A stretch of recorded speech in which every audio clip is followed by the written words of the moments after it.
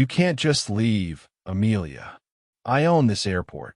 The voice was smooth, like glacially slow honey, but it held the unmistakable edge of shattered steel. He said it so calmly, so matter-of-factly, as if he were commenting on the weather. My heart, already a frantic bird against my ribs, slammed itself into a new, terrifying rhythm. I stood frozen in the plush, private lounge of the airport, a place I had no business being, clutching the handle of a suitcase that was not mine.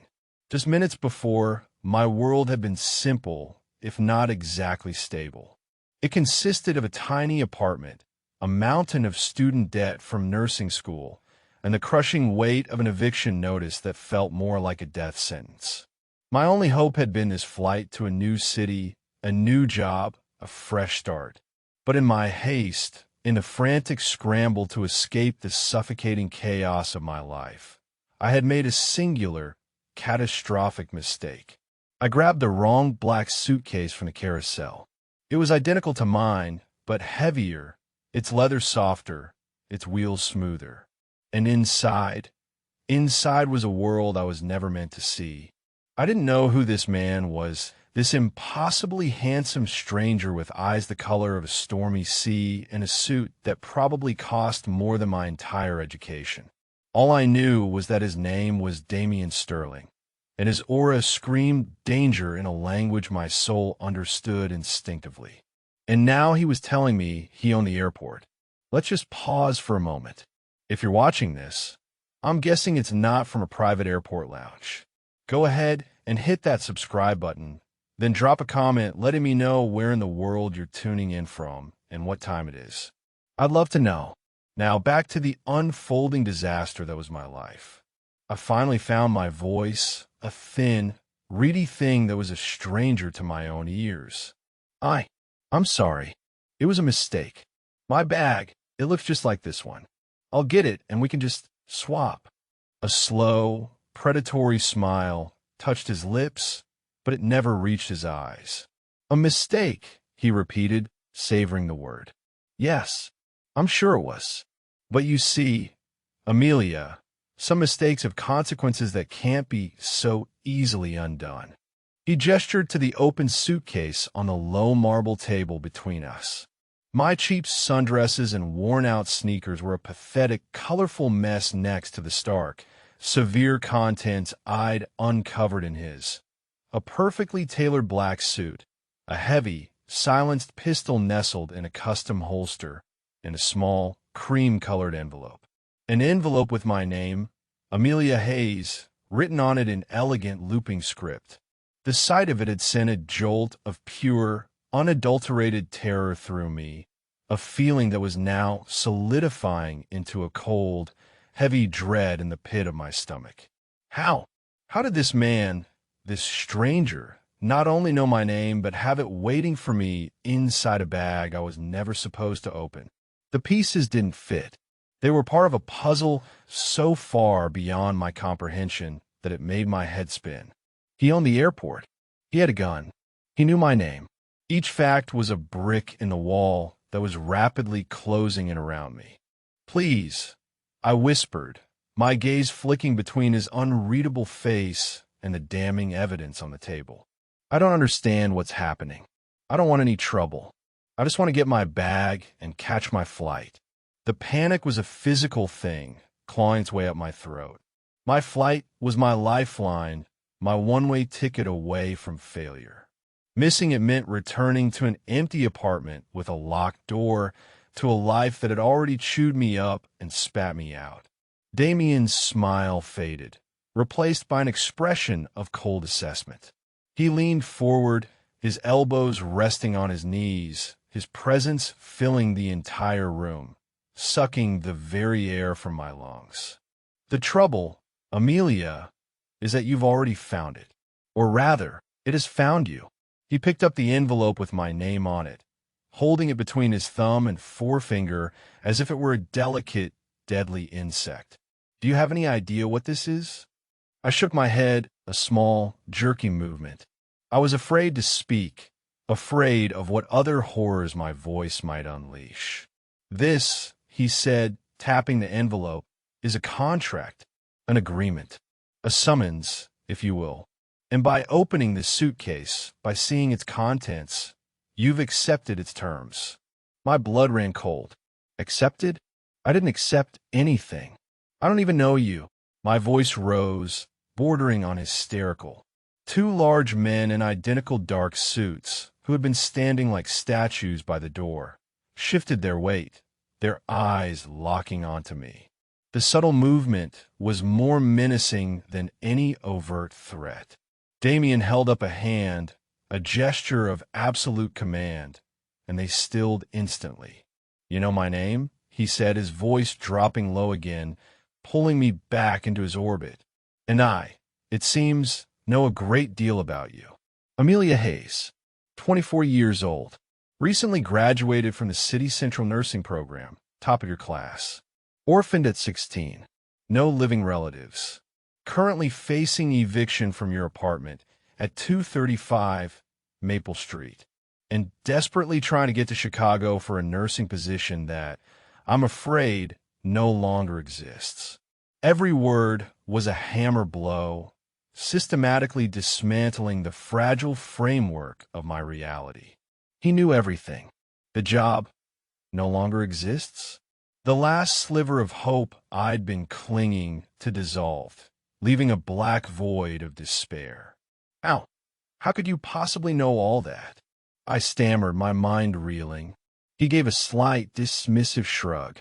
"Information is a commodity, and I am a very wealthy man."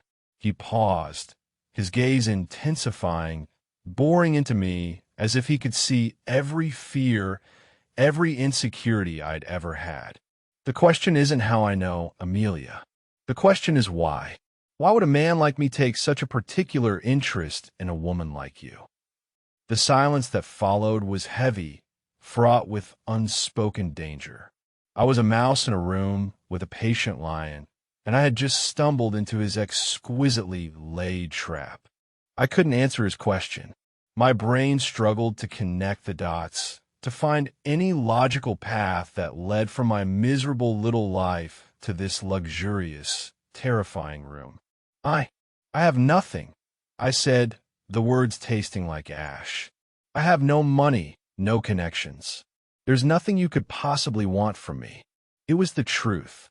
I was the definition of a nobody, a ghost passing through the world with barely a ripple. Damien's expression shifted, a flicker of something unreadable. Was it pity? Amusement? Crossing his features before being locked away again behind his mask of control. "You're wrong," he stated simply. "You have something I need, something very few people possess." He stood up, the movement fluid and graceful, and began to pace slowly in front of the large window that overlooked the tarmac. The setting sun cast long shadows across the room, painting him in shades of gold and black. He looked like a fallen angel, beautiful and damned. "You see, Amelia, my world is built on lies, on violence, and on shifting loyalties. In my world, trust is a currency more valuable than gold, and true integrity is rarer than diamonds. I am surrounded by men who fear me, men who want to be me, and men who want to kill me. But I'm not surrounded by anyone I can truly trust." He stopped pacing and turned to face me, his eyes pinning me in place. "My mother was a nurse," he said, and the sudden personal revelation was so unexpected it felt like a physical blow. She was the only person in my life who was entirely good. She saw the world in terms of healing, of mending what was broken. She possessed a quiet strength, a core of decency that no amount of darkness could touch. He was talking about his mother, but he was looking at me, and I felt a strange, unnerving sense of being seen, of being understood in a way no one ever had before. He wasn't just looking at me. He was looking through me at something inside me I didn't even know was there. "The job in Chicago," he continued, his voice once again cool and businesslike. "I had it terminated." "The eviction notice?" "I arranged it." The confession was delivered without a hint of remorse. and a fresh wave of nausea washed over me. He hadn't just predicted my downfall, he had orchestrated it. He had cornered me, stripped me of every lifeline until the only person I could turn to was him. Why? I choked out. Why would you do that? Because I needed you here, he said, as if it were the most obvious thing in the world. I needed to remove all your other options, so you would have no choice but to listen to my offer. He walked back to the table and picked up the note again. This isn't just a summons, Amelia. It's a job offer. The position is for a private live-in nurse. The duties are unconventional. The risks are substantial. But the compensation is, shall we say, life-altering. He tossed the envelope onto the table, where it landed next to my cheap, brightly colored clothes. The contrast was stark, obscene. The patient, he said, his voice dropping to a near whisper, is me. The air crackled with the sheer audacity of his statement. A private nurse for him? The man who radiated a level of danger that made my skin crawl? The man who had systematically destroyed my life just to get my attention?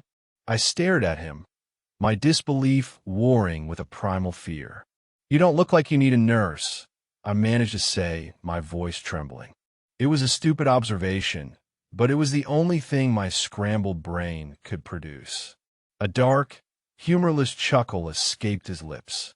The wounds I need tended are not always visible, Amelia. He gestured vaguely at his chest. My life is complicated. There are risks, incidents, times when a trip to a public hospital is not an option. I require someone on hand, someone discreet and skilled, someone who is not part of my world, who operates on a different code, a moral compass, if you will. He was speaking in euphemisms, but the meaning was crystal clear. Incidents meant gunfights, knife wounds, the bloody business of whatever criminal empire he commanded. And he wanted me, a newly minted nurse with zero experience in trauma care outside of textbook, to be his personal medic in the middle of a war zone. It was insane. It was a death sentence. No, I said, the word coming out stronger than I expected. I stood up, driven by a surge of desperate defiance. Absolutely not. This is kidnapping. You've trapped me. I won't do it. His expression didn't change, but a chill descended upon the room. Kidnapping is such an ugly word, he mused. I prefer to think of it as aggressive recruitment. And you are mistaken. You will do it. You can't force me. I shot back, even as the walls of my bravado began to crumble. His eyes narrowed. Can I? Let's review your situation. You have no job. You have no home. You have, by my last count, $37.14 to your name. If you walk out that door, where will you go? What will you do? You are alone, Amelia, utterly and completely alone. Each word was a precise, calculated strike, and I felt myself withering under the assault. He was right. He had left me with nothing. My defiance was a hollow, pathetic gesture. Tears of frustration and despair pricked at the corners of my eyes, and I fought them back with a fury. I would not let him see me cry. I would not give him the satisfaction. What if I say no anyway? I asked, my voice thick. What if I just walk away and take my chances on the street? Damien tilted his head, a gesture of mock consideration. You could, he allowed, but I wouldn't advise it. You see, when I took an interest in you, others took an interest as well. My rivals, they are not as civilized as I am. They know I have brought you here. They now see you as a vulnerability, a weakness, a way to get to me. If you leave my protection, they will find you. And what they will do to you. He left the sentence unfinished, letting the unspoken horror hang in the air between us. The trap wasn't just his offer. It was the world outside his control.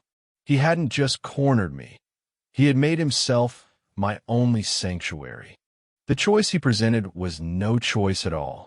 It was a decision between a gilded cage and a slaughterhouse. My body felt heavy, my limbs made of lead. The fight drained out of me, replaced by a cold, resigned emptiness. I looked at Damien Sterling, at this architect of my ruin and my potential savior, and saw my future reflected in his cold, calculating eyes. It was a future I couldn't have imagined in my wildest nightmares, filled with violence, luxury, and this terrifying, captivating man. Where would I live? I asked, the question a quiet admission of defeat.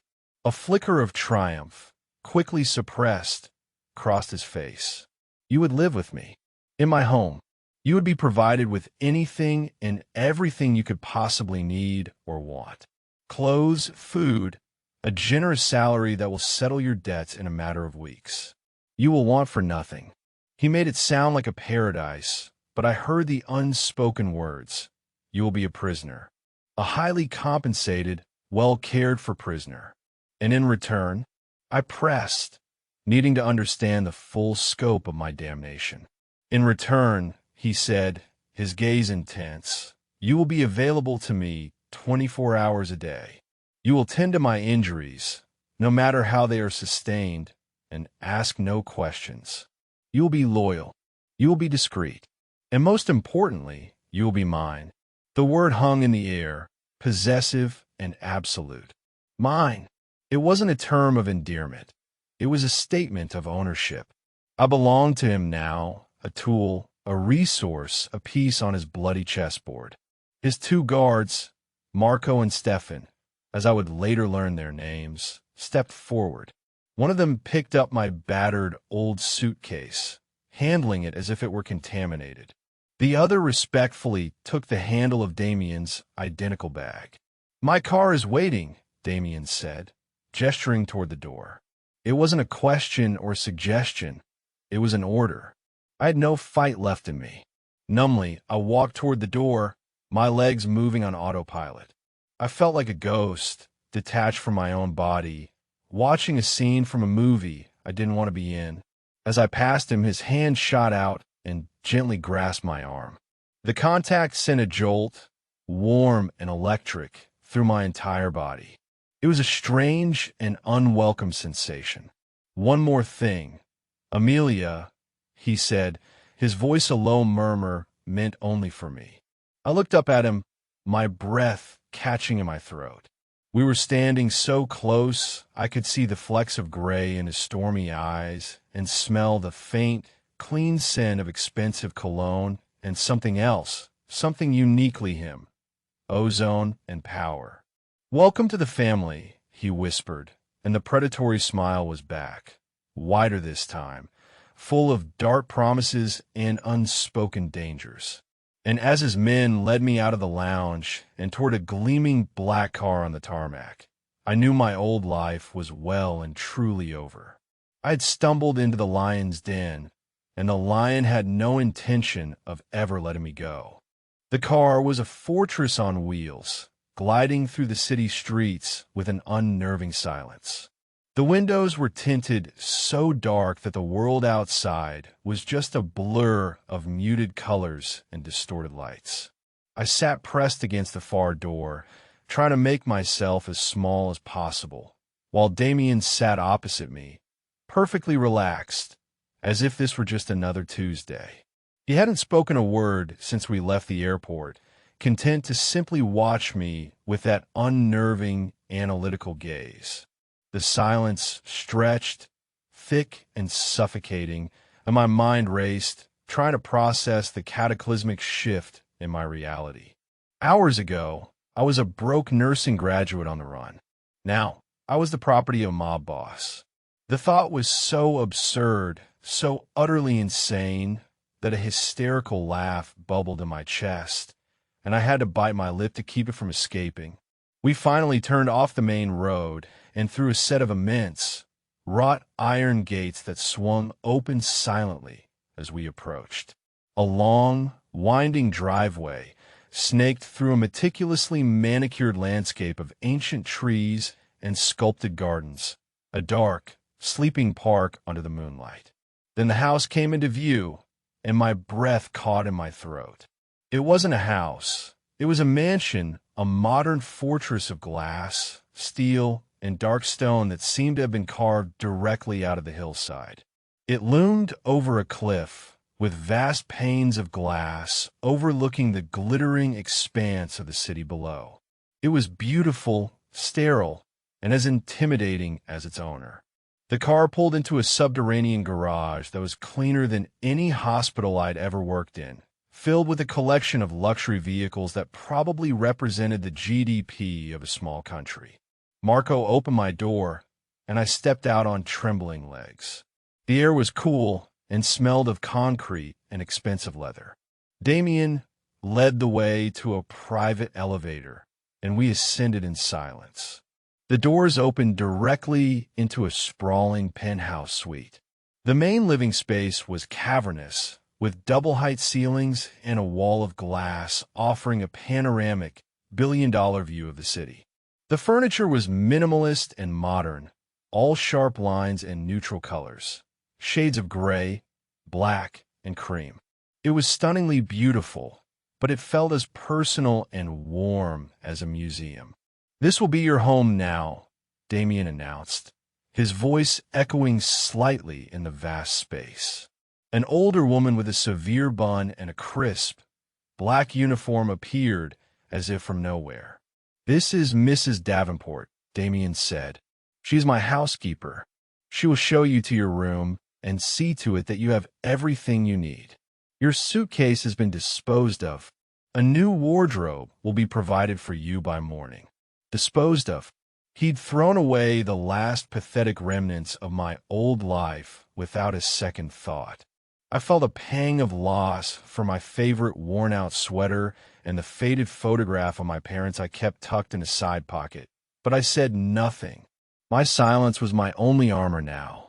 Mrs. Davenport gave me a brief, assessing look, her expression unreadable, and then nodded curtly. "This way, miss," she said, her voice clipped and professional. She led me down a long, white corridor. The walls were bare except for a few large, abstract paintings that were probably worth a fortune. It was like walking through an art gallery, not a home. My room was larger than my entire old apartment. It had its own wall of glass with a private balcony overlooking the city, a king-size bed with what looked like 1,000 pillows, and an en-suite bathroom that was a symphony of marble and chrome. A walk-in closet stood empty, waiting to be filled with the clothes of the new person I was supposed to become. It was a gilded cage, just as I'd suspected, luxurious and isolating. Mrs. Davenport gestured toward the bathroom. "Toiletries have been provided. If you require anything else, you may use the intercom. Dinner will be served in 1 hour." And with that, she turned and left, the door closing behind her with a soft, definitive click. I was alone. I walked over to the immense window and stared out at the sprawling city below. The lights twinkled like a carpet of fallen stars, distant and indifferent. I felt like I was in a snow globe, trapped and on display.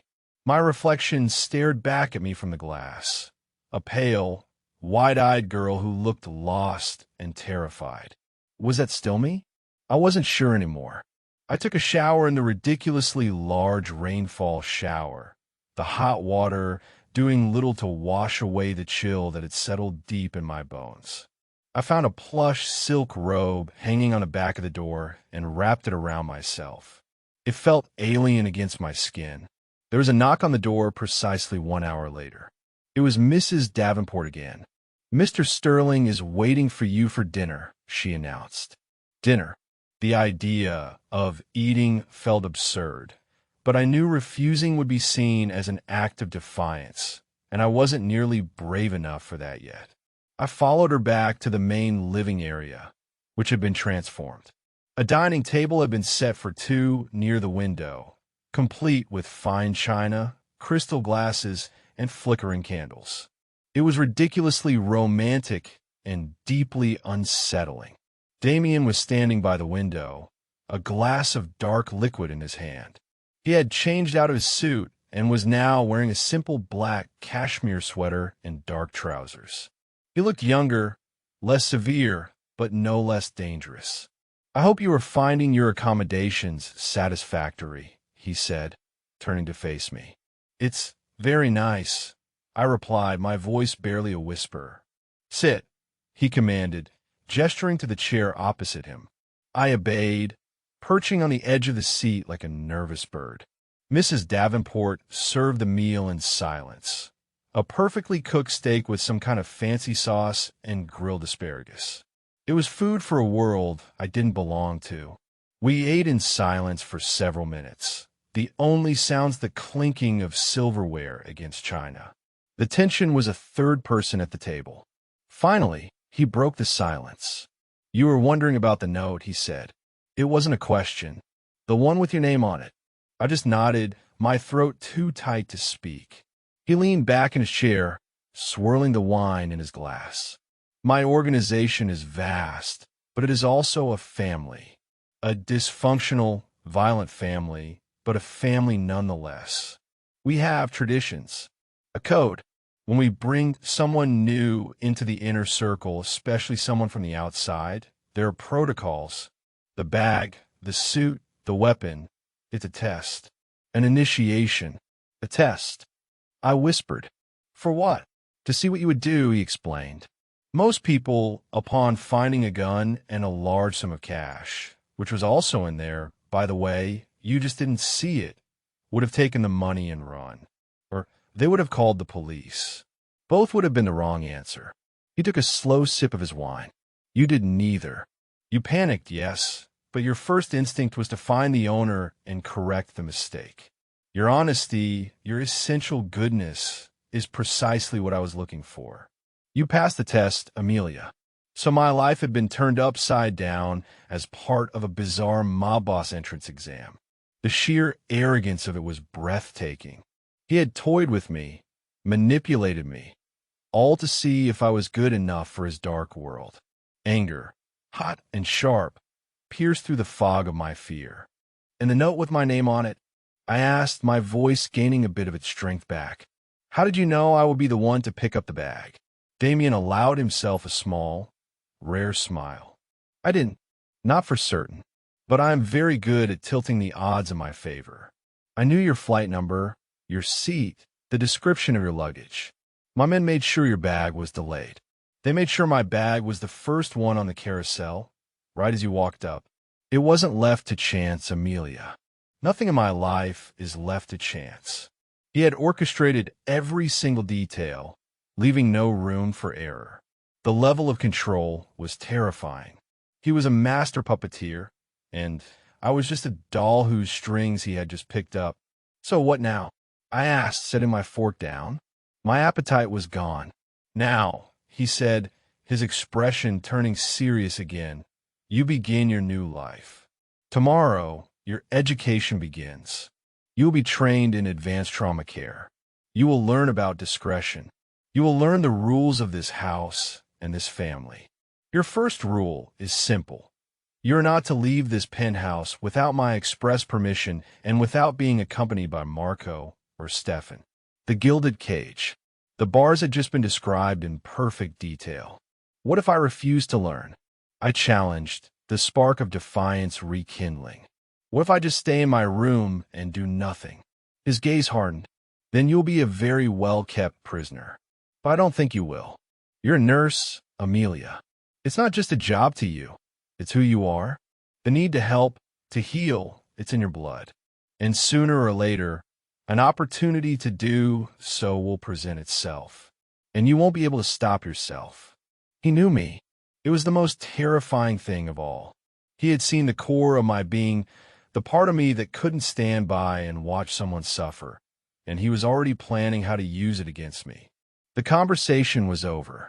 He finished his wine, stood, and walked back towards the window, his back to me. It was a clear dismissal. Mrs. Davenport appeared to clear the plates, her movements silent and efficient. I got up and walked back to my room, the luxurious hallway feeling more like a prison corridor than ever before. I closed the door to my room and finally let the tears fall. They weren't just tears of fear and despair anymore. They were tears of rage. Rage at Damien Sterling for his arrogance, his control, his casual destruction of my life. And rage at myself for being so helpless, so easily trapped. As I cried myself to sleep in a bed that felt like a cloud, I made a promise to the scared, reflected girl in the window. I would play his game. I would learn his rules. I would become the person he wanted me to be. But I would not let him break me. I would find a way to survive, and one day, I would find a way to be free. I didn't know it then, but my freedom would come in a form I could never have anticipated, and it would be tied irrevocably to the very man who had taken it away. The next few weeks passed in a surreal blur. My life fell into a strange, monotonous rhythm, dictated entirely by Damien's whims. My days were structured and intense. A retired army medic, a gruff man named Thomas with a face like a roadmap of old wars, came to the penthouse 3 times a week. He trained me relentlessly in emergency trauma care. We didn't use dummies. We used bags of pig's blood and silicone wound models that were disturbingly realistic. I learned how to stitch a deep laceration, how to set a broken bone, how to locate and extract a bullet. It was gruesome, visceral work, and it turned my stomach, but Damien had been right. The nurse in me, the healer, took over. I found a grim satisfaction in mastering the skills, in knowing that I could, if necessary, save a life.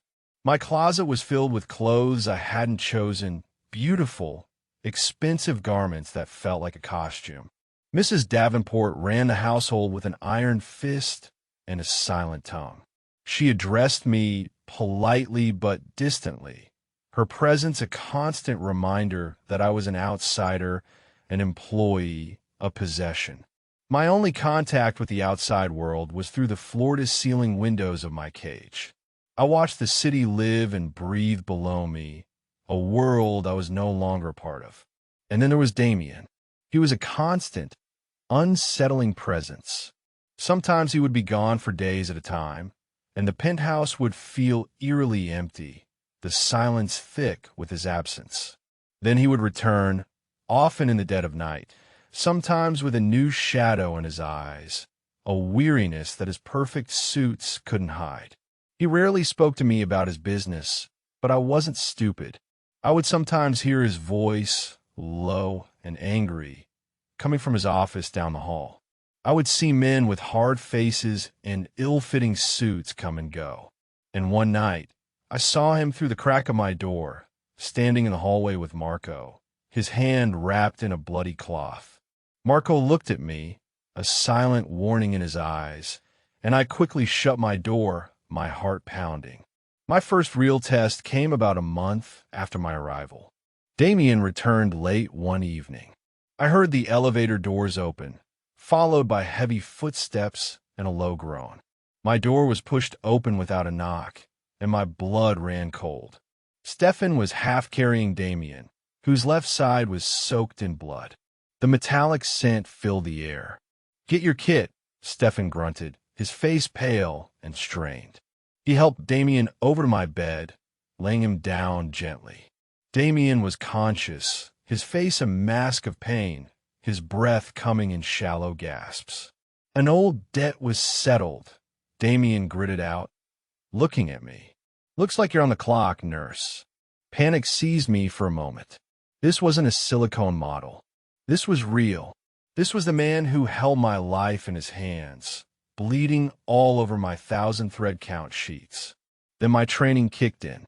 Thomas's gruff voice echoed in my head. Asterisk assess the wound. Stop the bleeding. Stay calm. Asterisk I grabbed my medical kit, my hands surprisingly steady. Stefan, I need light. And boiled water. Now. I ordered, my voice firm. To my surprise, he didn't question me. He just nodded and hurried to do as I asked. I cut away Damien's expensive shirt. It was a knife wound, deep and jagged, just below his ribs. It was bleeding profusely, but it didn't look like any major organs had been hit. Lucky. For both of us. For the next hour, the world narrowed to the wound, my hands, and the steady rhythm of Damien's breathing. I cleaned the gash, my fingers working deftly. I injected a local anesthetic, then began the slow, meticulous process of stitching him back together. Damien never made a sound, but his eyes never left my face. He watched me with a raw, unguarded intensity one had never seen before. It was unnerving, but I pushed it aside, focusing on the task at hand. When I was finished, I bandaged the wound tightly. My entire body was trembling with adrenaline and exhaustion. "You'll need antibiotics," I said, my voice clinical. "And you need a rest. No strenuous activity for at least a week." A ghost of a smile touched his lips. "Is that a professional opinion, Amelia?"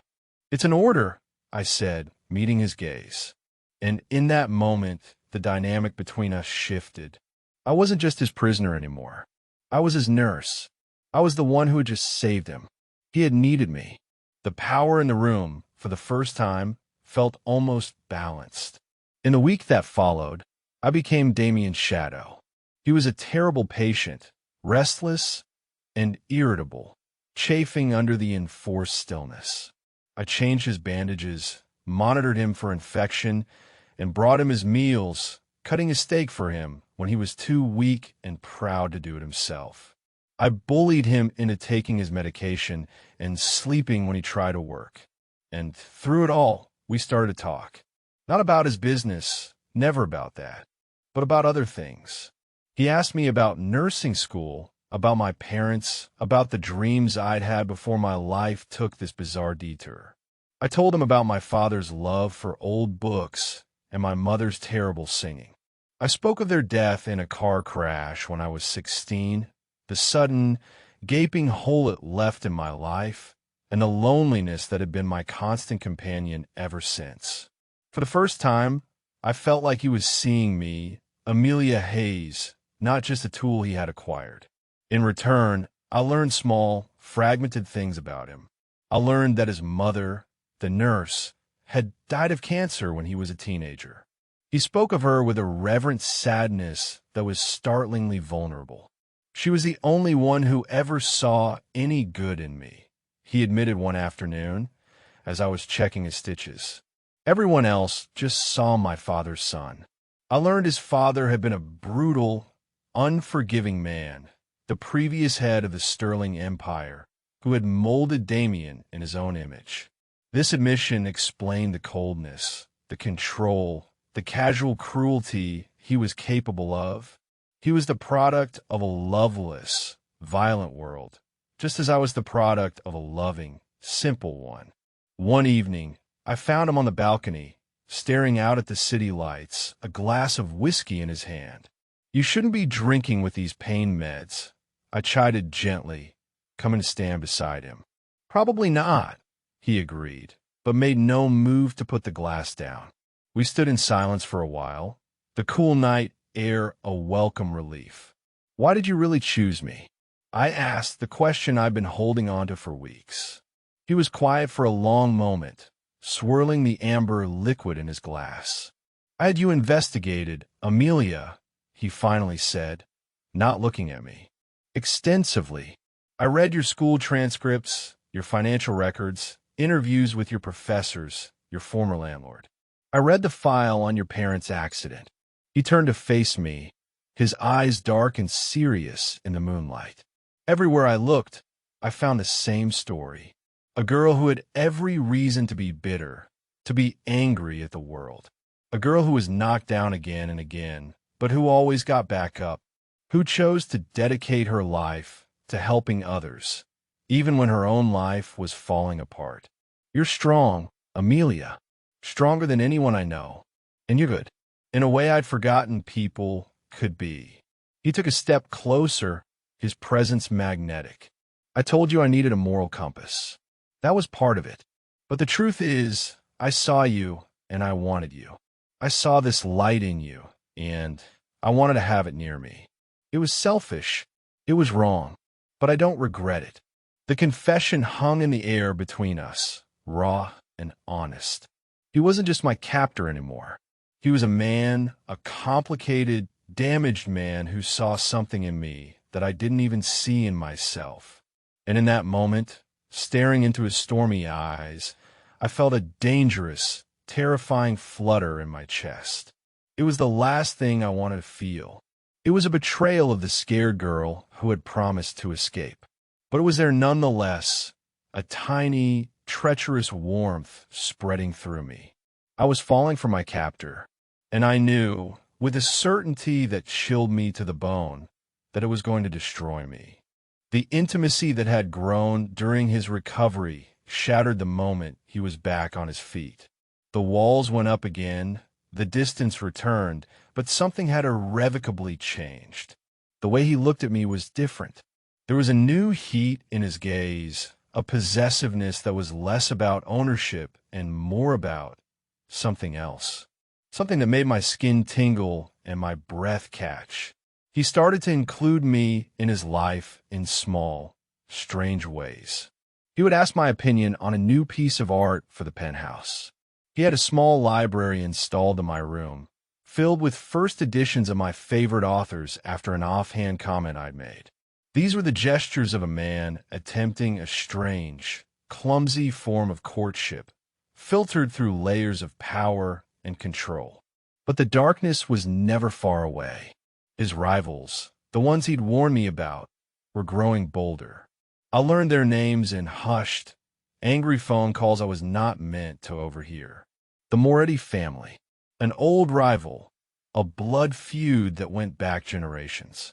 They were encroaching on his territory, challenging his authority. The tension in the penthouse was palpable. The number of guards doubled. Marco and Stefan were constantly on edge, their hands never far from their weapons. One rainy afternoon, Damien called me into his office. It was the first time I'd ever been inside. It was a room of dark wood, leather, and the faint smell of cigar smoke. A massive desk dominated the space, and behind it, a wall of monitors showed security footage from every corner of the building and the grounds. He was standing in front of them, his face grim. "There was an incident," he said, his voice tight. "One of my men was ambushed. He's alive, but he's hurt. They can't bring him here. It's too risky. And a hospital is out of the question. I need you to go with them." My blood went cold. "Go where?" "To a safe house across town. You'll take everything you need. Marco and Stefan will go with you. You will not be in any danger. I give you my word. You will be protected." His word. The word of a man who had kidnapped me and held me prisoner. But strangely, I believed him. "Okay," I said, my voice steadier than I felt. "Tell me what I need to do." He turned to me, a flicker of relief in his eyes. "Thank you, Amelia." He stepped forward and, for a moment, I thought he was going to touch me. He raised his hand as if to cup my face, but then seemed to think better of it, letting it drop to his side. "Be careful," he said, his voice a low growl. The journey across town was a nerve-wracking ordeal. We were in an armored SUV, with another following close behind. Marco drove with a focused intensity, his eyes constantly scanning the mirrors. Stefan sat beside me in the back, a pistol resting on his lap. I clutched my medical bag, my knuckles white. The safe house was a nondescript warehouse in an industrial district. Inside, the scene was chaotic. The injured man, a young guy named Leo whom I'd seen around the penthouse, was lying on a cot, his leg tourniquet, his face ashen with pain. I went to work immediately, my training taking over, blocking out the fear and the grim surroundings. It was a gunshot wound to the thigh. The bullet was still in there. Removing it was a bloody, ugly business, and I had to order these huge, dangerous men around like they were nursing students. But they listened. They followed my instructions without question. Hours later, Leo was stable, the bullet removed, the wound stitched and bandaged. I was exhausted, covered in someone else's blood, but I had done it. I had saved his life. As Marco and Stefan were preparing to take me back, the warehouse doors burst open. My heart flew into my throat. But it wasn't the Moretus. It was Damien. He strode into the room, his eyes scanning for me.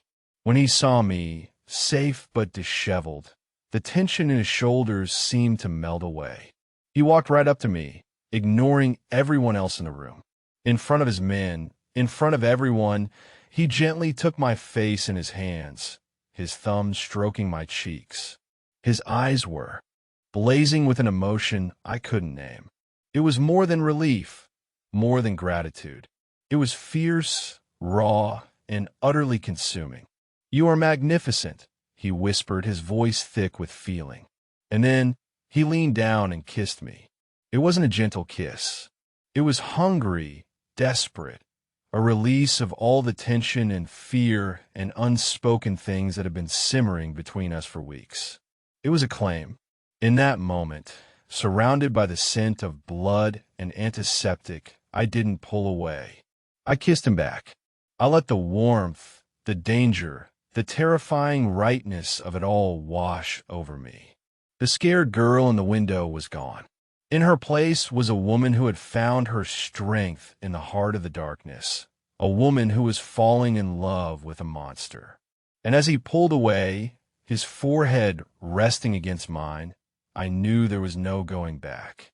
I was part of his world now, and I would face whatever came next, right by his side. The kiss changed everything. The unspoken became spoken, the tension between us transforming from a taut wire of suspense into a surging current of passion.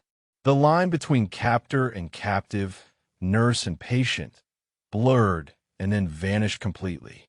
I was no longer just a resident of his penthouse. I was the queen of his gilded castle. Damien, in turn, began to shed the layers of his armor, but only for me. In the quiet moments, late at night when the city slept below us, he would talk. He told me about the crushing weight of his father's legacy, the constant threat of betrayal, the loneliness of being at the top of a violent pyramid. He showed me the scars I hadn't stitched, the ones on his soul. I saw the boy who had lost his mother, the young man forced to become a killer to survive. My heart ached for him, a dangerous, complicit ache. I fell deeper in love with him every day, and I hated myself for it. How could I love a man who represented everything I was taught to despise? A man whose hands were stained with violence? But I did. I loved his strength, his fierce intelligence, and the surprising moments of tenderness he saved only for me. But our private sanctuary could not remain untouched by the storm brewing outside. The Moretus were not backing down. Their attacks became more brazen. A car bomb that was discovered just in time. An attempt on one of his lieutenants' lives. The city was a chessboard, and a bloody war was being waged in the shadows. I lived in a constant state of low-grade fear, my heart seizing every time Damien left the penthouse, my body only relaxing when I heard the chime of the elevator announcing his safe return. One night, he came back later than usual. I was waiting up for him, curled on the sofa, feigning sleep. The moment he stepped out of the elevator, I knew something was wrong. His face was a thundercloud, his movements stiff with rage. "What is it?" I asked, sitting up. "What happened?" He paced the room like a caged tiger, his fists clenching and unclenching. "Carlo Moretti," he spat the name like a curse. "He's getting desperate. He crossed the line." "What did he do?" I pressed, my stomach knotting with dread. Damien stopped and looked at me, his eyes full of a terrifying, cold fury. "He went after someone outside the business. Someone innocent. He targeted the daughter of one of my accountants. A civilian. A 16-year-old girl. He had his men grab her on her way home from school."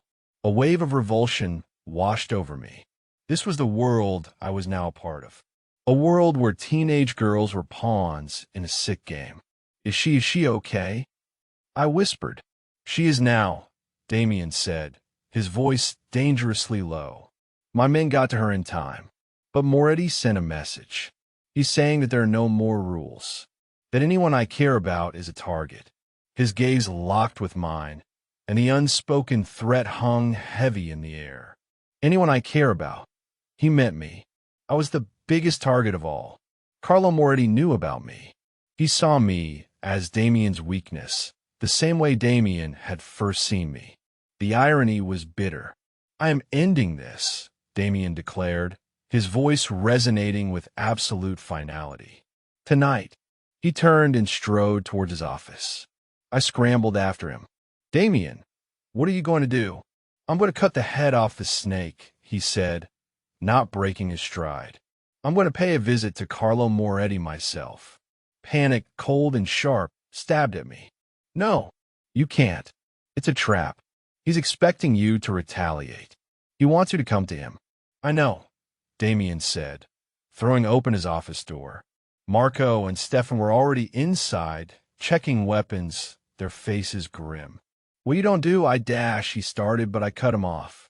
"Let me go," I said, the words tumbling out before I could think.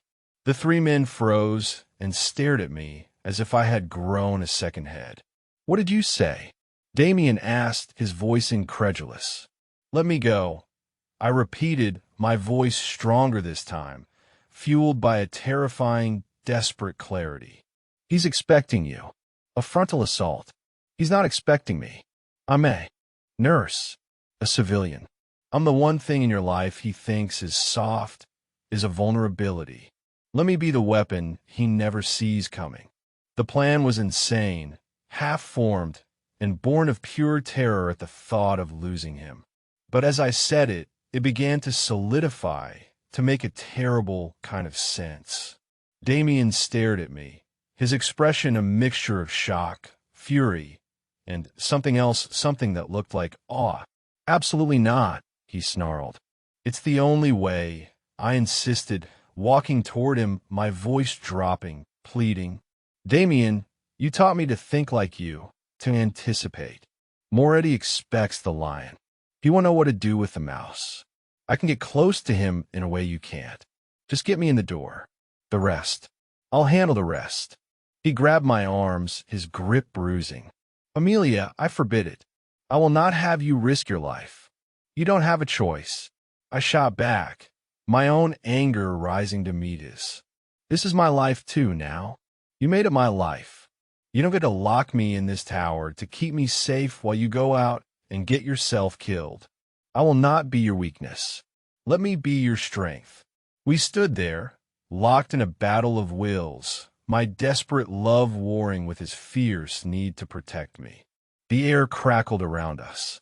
In the end, it was the look in my eyes, the unwavering determination he saw there, that broke him. It was the same strength he had seen in me from the very beginning.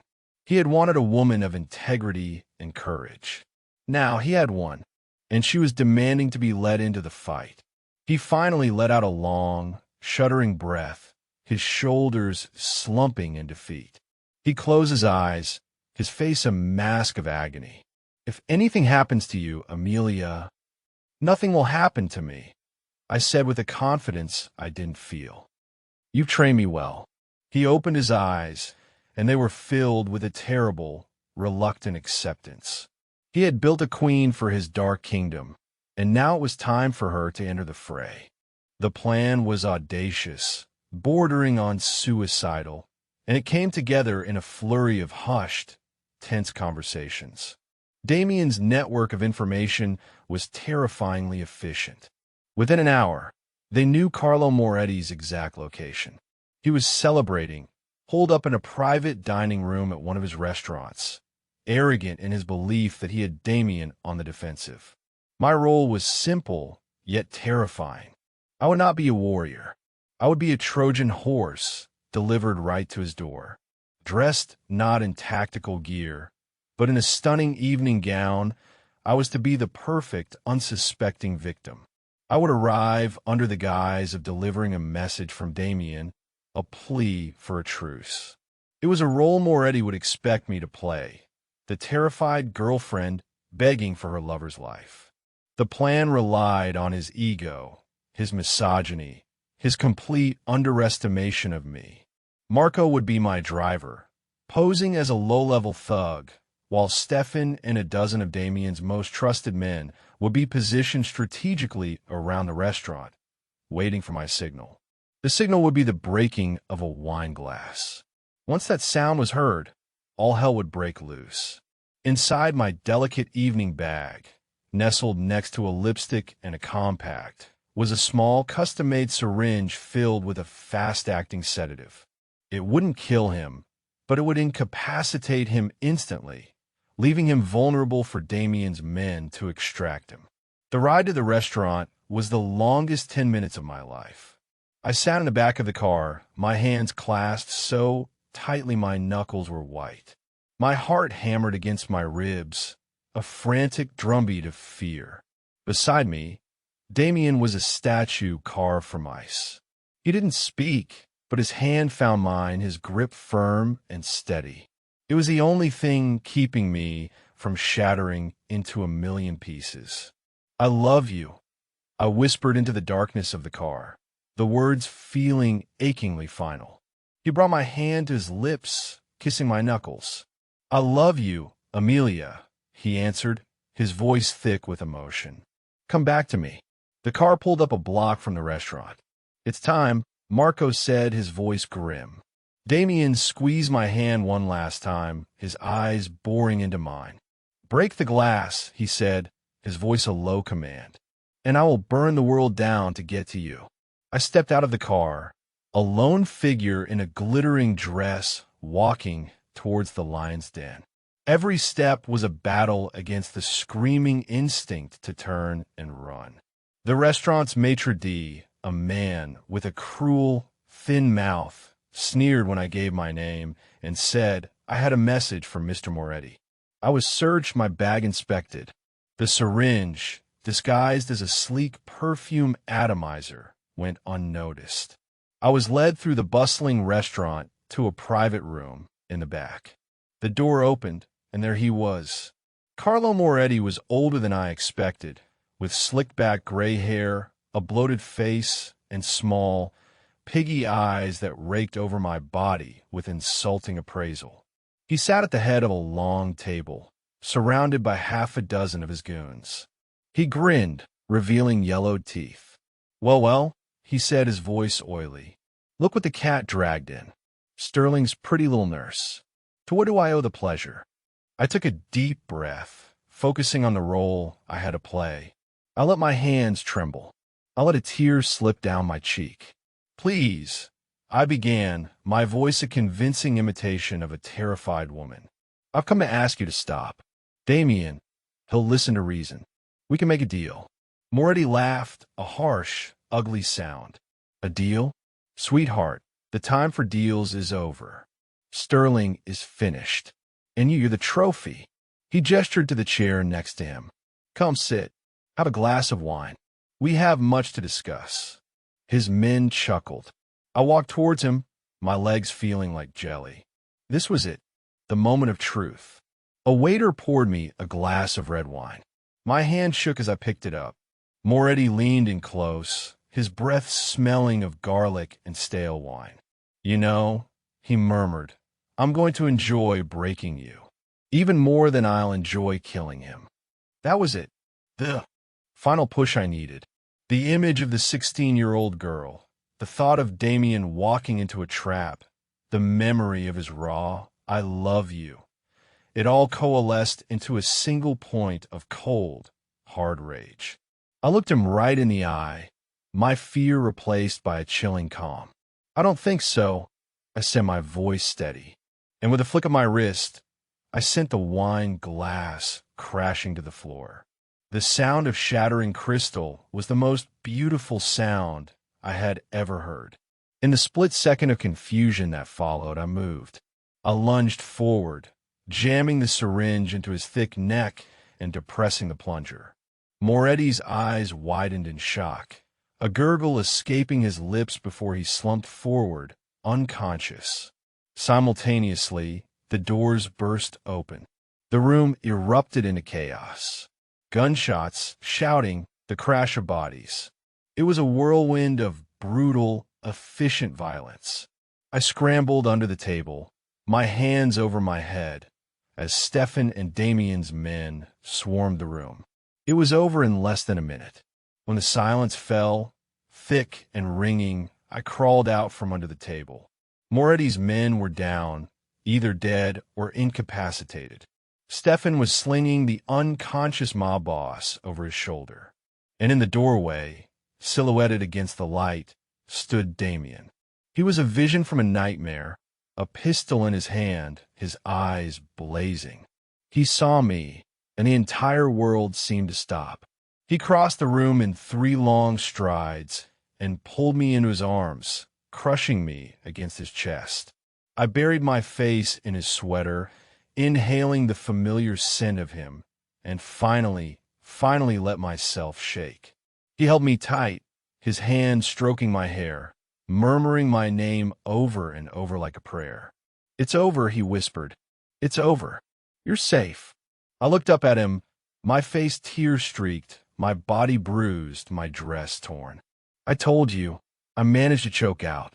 I told you I wouldn't be your weakness." A slow smile spread across his face, a smile of pure, unadulterated pride and love. "No, Amelia," he said, his voice full of awe. "You are my goddamn queen." He leaned down and kissed me, not with the desperate hunger of before, but with a deep, profound tenderness. It was a kiss of promises kept, of battles won, and of a future that, against all odds, we would now face together. In the heart of the chaos, surrounded by the wreckage of his violent world, I had found my strength, my purpose, and the most unlikely love imaginable. I was no longer a prisoner. I was home. If you enjoyed Amelia's journey from a terrified nurse to the queen of the underworld, please like this video and subscribe to our channel for more intense stories like this one. We'd love to hear your thoughts on the story in the comments below, so don't be shy.